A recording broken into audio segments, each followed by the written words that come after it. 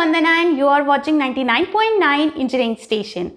So student, today we are going to do a second lecture of process dynamic and control, and in this lecture we are going to discuss about the chemical plant requirement and issues related to it. Okay, and also we consider all the concept of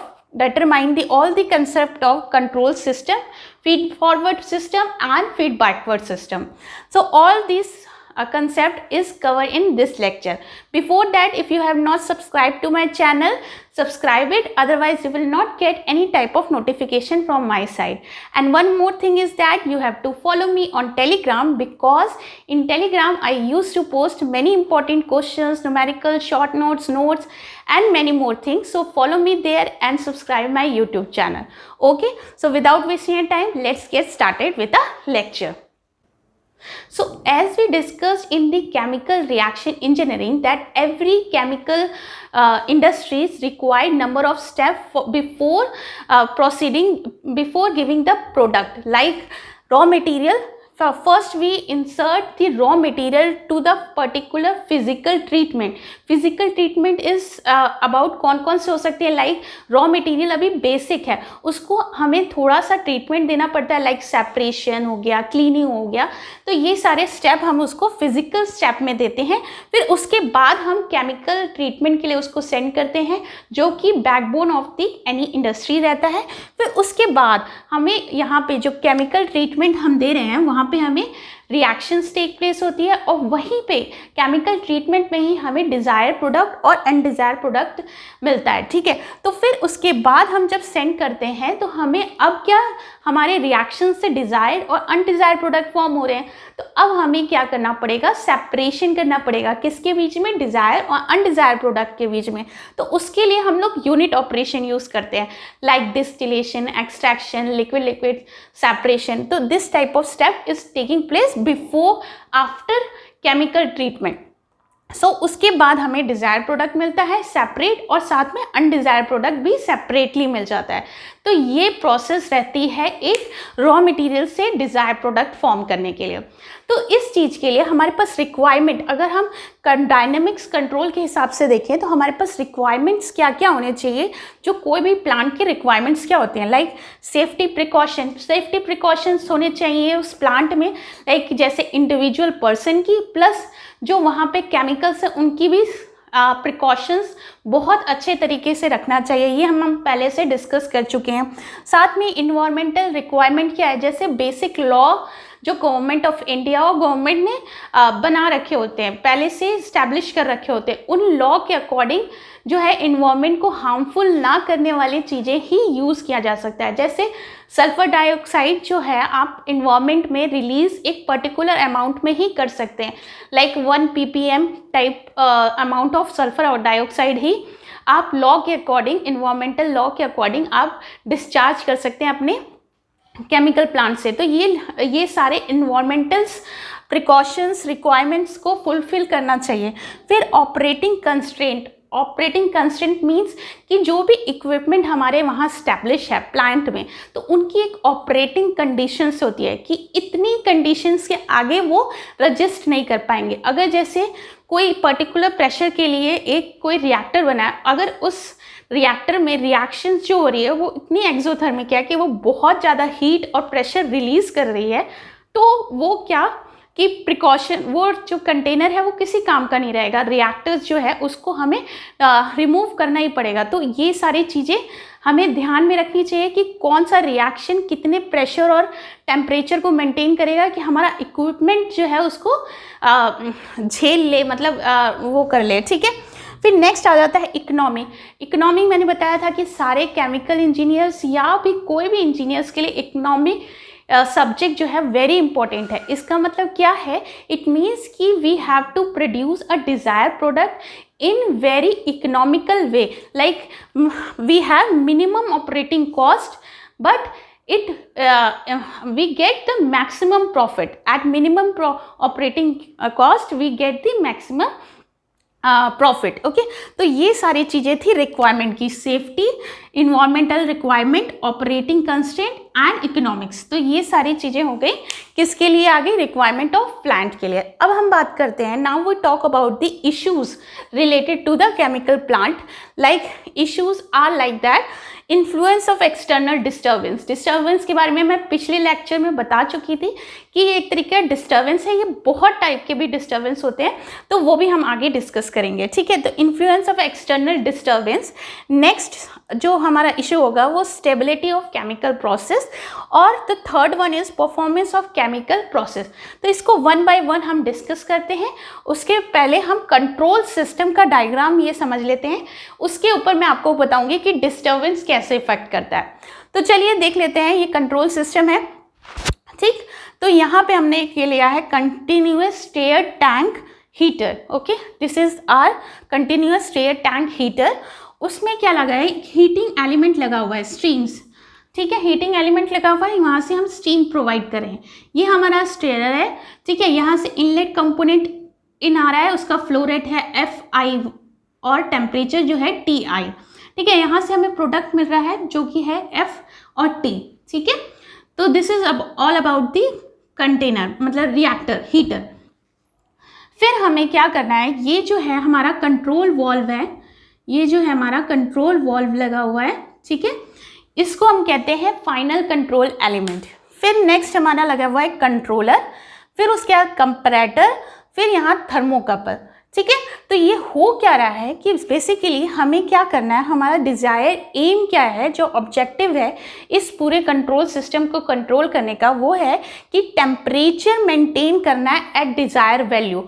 desire value क्या होती है, जो आपको values चाहिए होती है। जैसे मुझे जो रिएक्शन करवानी है, जो भी रिएक्शन इसमें हो रहा है या हीटिंग करवानी है, वो एट 120 डिग्री सेंटीग्रेड पे करानी है। तो हमारी जो डिज़ायर वैल्यू हो गई या सेट वैल्यू जो हो गई, वो हमारा क्या हो गया, 120 डिग्री सेंटीग्रेड।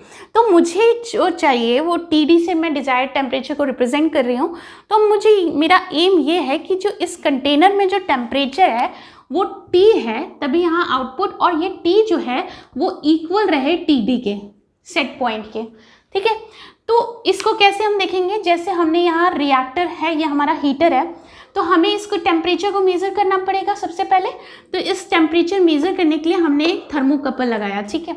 यहाँ से थर्मोकपल ने इसके टेम्परेचर को रीड किया। थर्मोकपल क्या करता है, टेम्परेचर मेजरिंग डिवाइस है, तो उसने थर्मोकपल ने यहाँ से इस रिएक्टर का, हीटर का टेम्परेचर रीड किया, जो कि था particular amount, that is T, ठीक है, T। और लेकिन हमें क्या चाहिए, डिज़ायर टेम्परेचर हमारा क्या है, TD। तो क्या डिफरेंस हो गया ना। तो अगर हम स्टैंडर्ड कंडीशन लें, तो जो यहाँ से TD टेम्परेचर दे रहा है उसके लिए हम प्लस लेंगे, और जो वहाँ से थर्मोकपल से जो टेम्परेचर आ रहा है वो माइनस लेंगे। इट मीन्स कि ये TD जो है वो अगर जो स्मॉलर देन T है, तो उसका मतलब क्या हुआ कि डिफरेंस उनके बीच में क्या हो गया, डिफरेंस को हम रिप्रेजेंट कर रहे हैं एरर से, और वो उसका डिफरेंस हो गया टेम्परेचर में। तो it means TD minus T जो है वो हमारा एरर हो गया, इतना अमाउंट ऑफ टेम्परेचर हमारा एरर हो गया। अब एरर आ गया तो हमें क्या करना है, हमें तो TD की मेंटेन करना है। अब TD थर्मोकपल ने टेम्परेचर T रीड किया, तो इसका मतलब epsilon, this is epsilon amount of temperature हमें इसमें ऐड करना पड़ेगा, ठीक है। इतना ही अमाउंट ऐड करेंगे, समझ में आ रहा है आपको, ठीक है। इतना अमाउंट हम लोग ऐड करेंगे तो हम क्या करेंगे कि हम कंट्रोलर को सिग्नल भेजेंगे कि हाँ भाई इतना टेम्परेचर कम है, कितना amount, epsilon amount of temperature कम है। तो एप्सिलॉन अमाउंट ऑफ टेम्परेचर कम है, तो ये क्या, यहाँ से कंट्रोलर सिग्नल भेजेगा फाइनल कंट्रोल एलिमेंट को।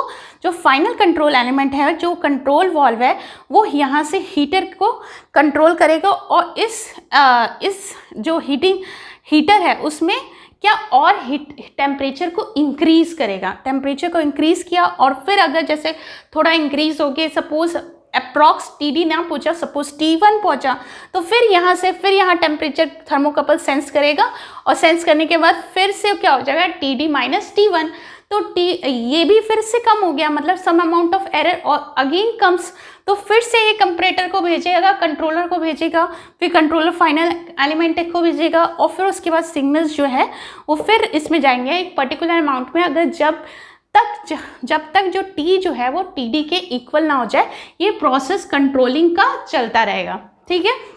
तो ये कंट्रोल एलिमेंट की मैम बात, कंट्रोल सिस्टम की आपको बात बताई कि जैसे ये स्टेयर टैंक हीटर है, तो जो यहाँ पे फुल्ली स्टेयर्ड है, वेल स्टेयर्ड है, तो यहाँ जो टेम्परेचर होगा वही यहाँ पे भी टेम्परेचर होगा, ठीक है। तो यहाँ से हमने देख लिया क्या control thermocouple temperature measuring device है, यहाँ से सेट पॉइंट बोलते हैं या डिज़ायर टेम्परेचर बोलते हैं। फिर यहाँ से हमें एरर मिल गया एप्सिलॉन के तरफ से, फिर हमने कंट्रोलर की तरफ भेजा, कंट्रोलर ने सिग्नल भेजा फाइनल कंट्रोल वाल्व को, एलिमेंट को, उसने वाल्व के थ्रू यहाँ पे टेम्परेचर वापस से इंक्रीज़ किया, ठीक है, FST को इंक्रीज़ किया, फिर मेंटेन हुआ।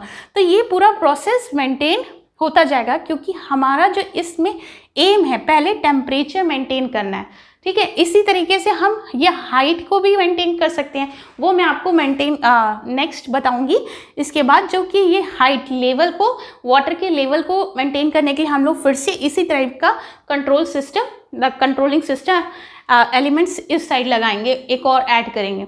तो ये सारी चीज़ें थी। अब now we have 3 conditions like when epsilon is greater than 0, what will happen? When epsilon is greater than 0, it means TD is greater than T, okay.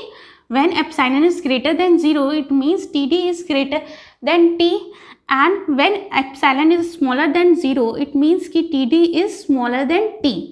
तो इन 2 केसेस में हमें क्या करना पड़ेगा, कंट्रोलर क्या कर रहा है, FTS को इंक्रीज और डिक्रीज कैसे करेगा ये देखिए। If epsilon is greater than 0 and TD is greater than T, in that case the controller increase the value of FST, means we to increase FST, ये हमें इंक्रीज करना पड़ेगा, ठीक है। तभी इंक्रीज करेंगे तभी तो वो TD के इक्वल आएगा, तो फिर एप्सिलॉन जो हमारा 0 के इक्वल होगा, ठीक है, यानी कि एरर जो होगा हमारा 0 के बराबर होगा। अगर हम दूसरा केस ले लेते हैं जिसमें जो एप्सिलॉन है नेगेटिव है, इट मीन्स कि टी की वैल्यू जो है वो TD से ज़्यादा है, तो उस केस में हमें क्या करना पड़ेगा, ये वाला जो हम हीटिंग एलिमेंट से जो हीट प्रोवाइड कर रहे हैं टैंक में, उसको रिड्यूस करना पड़ेगा। तो उस केस में क्या हो जाएगा, हमें FST को डिक्रीज करना पड़ेगा। देखिए बहुत सिंपल तरीके से मैं समझा रही हूँ, बिल्कुल नॉर्मल सा क्वेश्चन है, उसमें कैसे वेरिएशन हो रहा है, किस तरीके से कैलकुलेट कर रहे हैं, बहुत सिंपल है, ठीक है। तो ये एप्सिलॉन मैंने आपको बताया, एप्सिलॉन होता है set value minus desire value minus जो हमें कंटेनर से जो हमारे थर्मोकपल में टेम्परेचर मेज़र किया है, ठीक है। तो एप्सिलॉन अगर पॉजिटिव है, ग्रेटर देन 0 है, इट मीन्स कि TD is greater than T है, तो उस केस में हमें FST को इंक्रीज करना पड़ेगा, ठीक है। और अगर एप्सिलॉन स्मॉलर देन 0 है, TD स्मॉलर देन T है, तो उस केस में हमें FST डिक्रीज करना पड़ेगा। अब जो तीसरा केस है जिसमें FI जो है वो फ्लो रेट जो है, इनलेट फ्लो रेट है, वो इंक्रीज हो रहा है, लेकिन जो चेंज इन स्ट्रीम में कुछ नहीं हो रहा है, तो क्या होगा, डिक्रीज इन, जैसे जैसे अगर इसमें टैंक में अगर फ्लूइड बढ़ता जाएगा तो और यहाँ से हीटिंग नहीं हो रही तो टेम्परेचर का डिक्रीज ही होगा ना।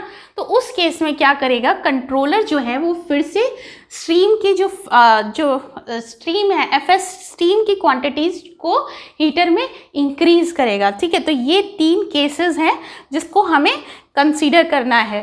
तो ये हो गया हमारा कंट्रोल सिस्टम के बारे में। डिस्टर्बिंग जो इन्फ्लुएंस कर रहा है एक्सटर्नल डिस्टर्बेंस, एक्सटर्नल डिस्टर्बेंस क्या है, हमारा ये जो टेम्परेचर है वो इस तरीके से एक्सटर्नल डिस्टर्बेंस है जो जिसका हम वेरिएशन पढ़ रहे हैं। तो एक्सटर्नल डिस्टर्बेंस क्या हो गया हमारा इस केस में, और किस तरीके से हम एक्सटर्नल डिस्टर्बेंस, लोड वेरिएबल, ये सब डिसाइड करते हैं, वो भी हम इसी चैप्टर में पढ़ेंगे, अभी इसी लेक्चर में पढ़ेंगे। तो आप इसको नोट कर लीजिए, स्क्रीनशॉट ले लीजिए, जो भी करना है कर लीजिए, लेकिन अच्छे से समझ लीजिए, ठीक है। Now come to the second issue, that is stability of the process. So what was the stability of the process? Let's discuss it with the graph. Okay, so we have a graph like in the y-axis we have x variable which may be temperature or any concentration. Okay, in the x-axis we have time. Okay, तो process में हो क्या रहा है, पहले तो continuous जो signal थे वो एक स्टेबल सिग्नल में प्रोड्यूस हो रहे थे, मतलब विदाउट डिस्टर्बेंस, लेकिन at t is equal to 0 पे इसको एक माइनस सा डिस्टर्बेंस मिला। काफ़ी ज़्यादा डिस्टर्बेंस मिला और वो क्या है, क्या फ्रिक्वेंसी जो है हमारी वेरी करने लगी, मतलब इसके सिग्नल्स जो है वेरी करने लगे, लेकिन एक पर्टिकुलर टाइम के बाद वे वापस जो है सिग्नल्स कांस्टेंट हो गए। तो इसका मतलब क्या हुआ, इस टाइप का अगर आपको ग्राफ दिखता है तो इट मीन्स क्या हुआ कि x is a disturbance created at t is equal to T naught पे, x में डिस्टर्बेंस हुआ at t is equal to T naught पे। ठीक है, अब जो है ये मैंने आपको बताया कि x is disturbance at t is equal to T naught. फिर उसके बाद क्या हुआ, इफ जब अगर x की जो सिग्नल्स हैं x के, वो automatically without any external resources वो वापस से स्टडी स्टेट कंडीशंस में आ जाए, तो उस टाइप के प्रोसेस को हम कहते हैं स्टेबल और सेल्फ रेगुलेटरी प्रोसेस। ठीक है, जैसे ये फ्लक्चुएशन इसमें स्टार्ट हुआ, लेकिन एक पर्टिकुलर टाइम पीरियड के बाद ये वापस से स्टडी स्टेट कंडीशन में आ गई, तो इस टाइप के और विदाउट एनी एक्सटर्नल रिसोर्स के, तो इस टाइप के प्रोसेस को हम कहते हैं स्टेबल और सेल्फ रेगुलेटरी प्रोसेस। ठीक है, और इस केस में we no need of any intervention, it means no need of any controller, क्योंकि इसमें कोई कंट्रोलर की ज़रूरत ही नहीं है, क्योंकि ये जो है वो सेल्फ रेगुलेटरी अपने आप को स्टेबल कंडीशन में लेके आ जा रही है। तो इस टाइप का अगर आपको प्रोसेस दिखे तो उसको हम बोलते हैं स्टेबल और सेल्फ रेगुलेटरी। बहुत सिंपल था। नेक्स्ट, अगर आपको इस टाइप के सिग्नल्स मिलते हैं लाइक जो बहुत थोड़े से इसमें at t is equal to T naught पे इसमें थोड़ा सा वेरिएशन स्टार्ट हुआ और ये वेरिएशन जो है वो बढ़ता चला जा रहा है इन्फिनाइट टाइम तक। ठीक है, तो ये स्टडी स्टेट कंडीशन पे आ ही नहीं रहा है, तो इसका मतलब क्या हुआ, x does not return to steady state, it means this process is unsteady state process.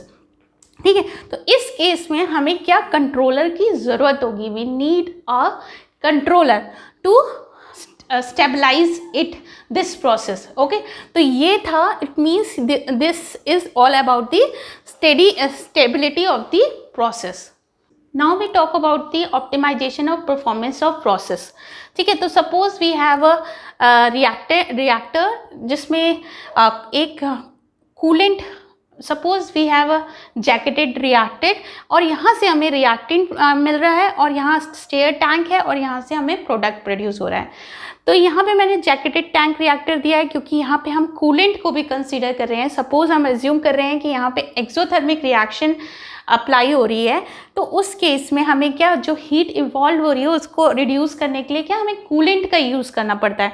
तो हमने क्या है, इसको जैकेट किया रिएक्टर को किससे, कूलेंट से। तो यहाँ से कूलेंट इन हो रहा है और यहाँ से कूलेंट आउट हो रहा है। तो इसका मतलब क्या हुआ कि रिएक्टर में एक तरीके से एक एडिशनल कॉस्ट और ऐड हो गई, साथ में किसकी, एक तो रिएक्टेंट की कॉस्ट हो गई, एक बार हमने रिएक्टेंट की दे दी, और साथ में किसका कॉस्ट हो गया, कूलेंट का।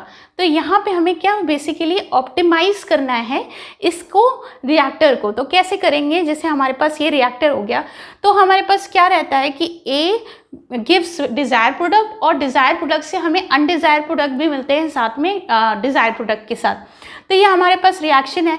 तो जो प्रॉफिट होता है वो किसका फंक्शन होता है, प्रॉफिट जो होता है, जैसे बी से, जो बी को सेल करने से, हमें डिज़ायर प्रोडक्ट को सेल करने से जो हमारा रेवेन्यू मिल रहा है उससे एक प्रॉफिट हुआ हमें, प्लस लेकिन क्या क्या हमें इन्वेस्ट करना पड़ रहा है कि हमें कॉस्ट देना पड़ रहा है रिएक्टेंट का और प्लस कॉस्ट देना पड़ रहा है कूलेंट का।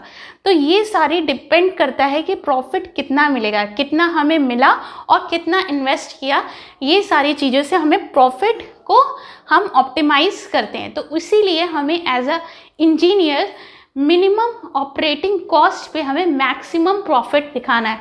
तो मिनिमम ऑपरेटिंग कॉस्ट या मिनिमम रिएक्टेंट और रॉ मटेरियल कॉस्ट में हमें मैक्सिमम प्रॉफिट चाहिए होता है। तो उस तरीके से ये प्रॉफिट इस तरीके से डिपेंड करता है।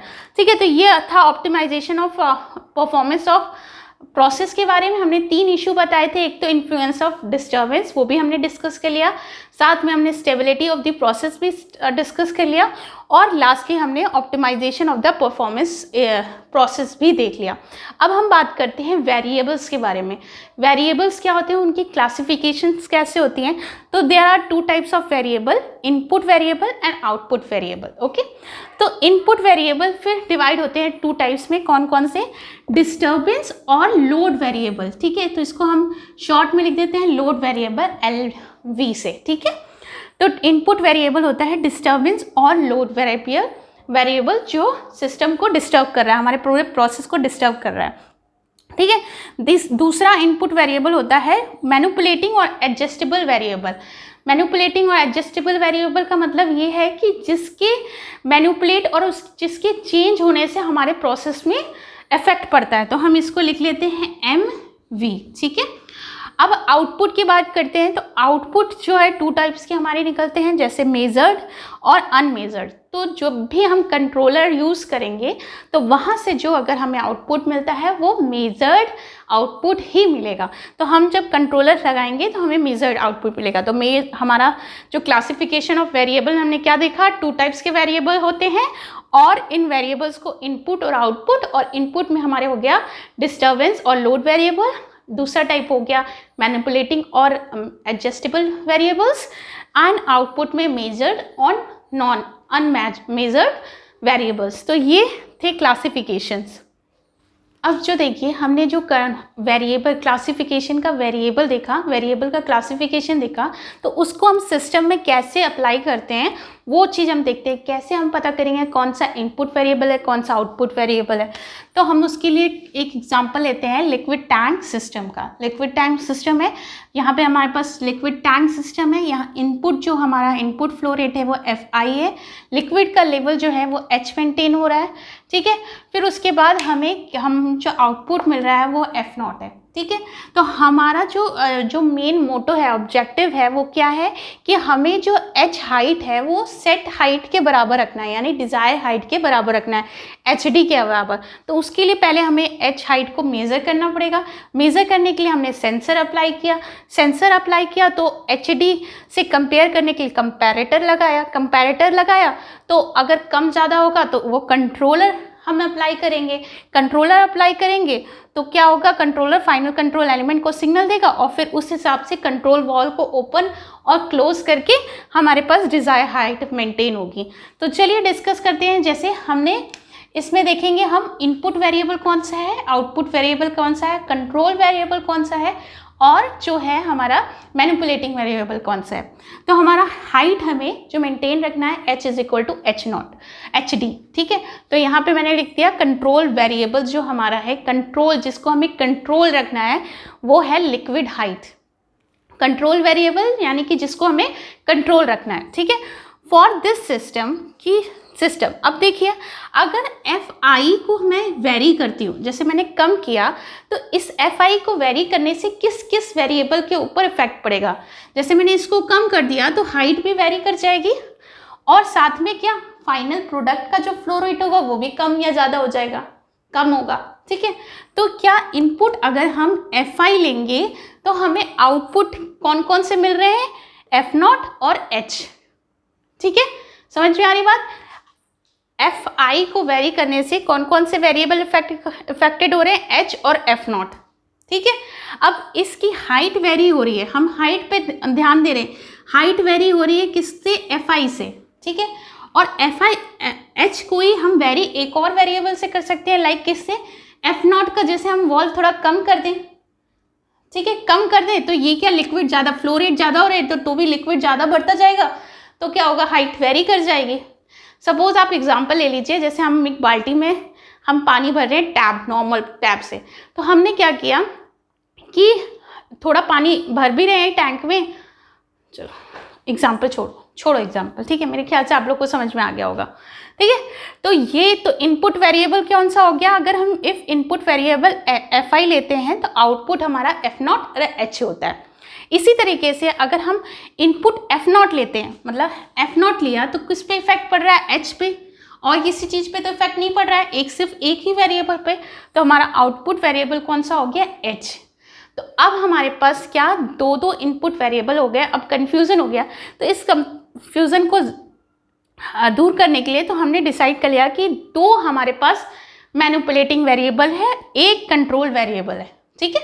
तो आखिरी में क्या मिला हमें, कंट्रोल वेरिएबल h है गया और मैनिपुलेटिंग वेरिएबल fi f0 हो गया, ठीक। इसी तरीके से एक और एग्जांपल हम देख लेते हैं। देखिए ये अनदर एग्जांपल है हीटिंग टैंक सिस्टम का, ठीक है। इसमें हमारा जो ऑब्जेक्टिव होगा वो क्या है, हाइट भी मेंटेन करना है और टेम्परेचर भी मेंटेन करना है।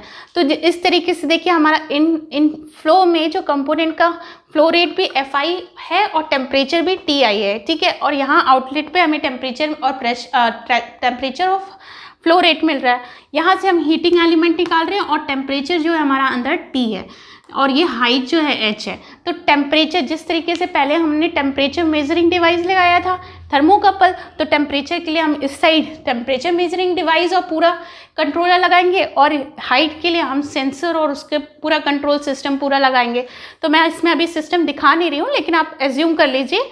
तो इस केस में तो हमारा ऑब्जेक्टिव क्या हो गया, h is equal to H D and t is equal to T D, यानी कि दोनों डिज़ायर वैल्यू के बराबर होना चाहिए। तो हमारा कंट्रोल वेरिएबल क्या हो गया, यानी हाइट और टेम्परेचर, हमें यही दोनों तो मेंटेन करना है, ठीक है। तो ये दोनों हो गया। अब फॉर दिस प्रोसेस के लिए हम देखें तो इनपुट वेरिएबल कौन कौन सी हो गई, इनपुट वेरिएबल होगी Fi, Ti और क्या Fst, ठीक है। 3 वेरिएबल हैं जो इनपुट में आ रहे हैं, Fi, Ti, Fst। अगर हम इनको वेरी करते हैं तो हमारा किस किस में फ़र्क पड़ेगा, देखिए तो किस किस में फ़र्क पड़ेगा, आउटपुट क्या होगा F, T और H, ठीक है। तो ये हो गया इनपुट वेरिएबल या आउटपुट वेरिएबल हो गया।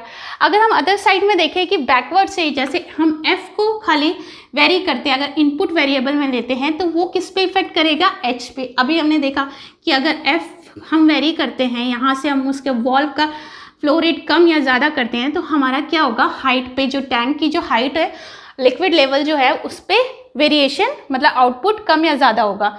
तो हमारे पास क्या हो गया, अगर हम कंट्रोल वेरिएबल जो है टेम्परेचर लेते हैं तो हमारे पास मैनिपुलेटिंग वेरिएबल कौन सा होगा, टेम्परेचर के टाइम पे मैनिपुलेटिंग वेरिएबल क्या होगा, Fst, क्योंकि इसी को वेरी करने से हमारा जो टेम्परेचर है वो कम या ज़्यादा हो रहा है, ठीक है। दूसरा, अगर हम कंट्रोल वॉल्यूम H लेते हैं तो उस केस में हमारा जो मैनिपुलेटिंग वेरिएबल क्या होगा, फ्लो रेट दोनों हो सकते हैं, इनपुट वाले भी और आउटपुट वाले भी। तो ये इस तरीके से हम control volume, input variable, output variable इस तरीके से हम डिटरमाइन करते हैं और ये पूरे आपके एंड चैप्टर तक चलेगा। तो ये बेसिक था, आपको समझ में आना बहुत ज़रूरी था और बहुत अच्छे से मैंने इसको समझा दिया। अगर आपको समझ में नहीं आया हो तो वापस से वीडियो देखिए और समझिए, और तब भी ना समझ में आए तो फिर मुझसे डाउट पूछिए। I think this is all about the control system, manipulating variable, control variables and everything. तो मैंने ये सारी चीज़ें कवर कर लिया। हम नेक्स्ट लेक्चर में हम देखेंगे फीड फॉरवर्ड सिस्टम और फीड बैकवर्ड सिस्टम, और भी चीज़ें हम उसमें समझेंगे, ठीक है। तो till now have a nice day, thank you.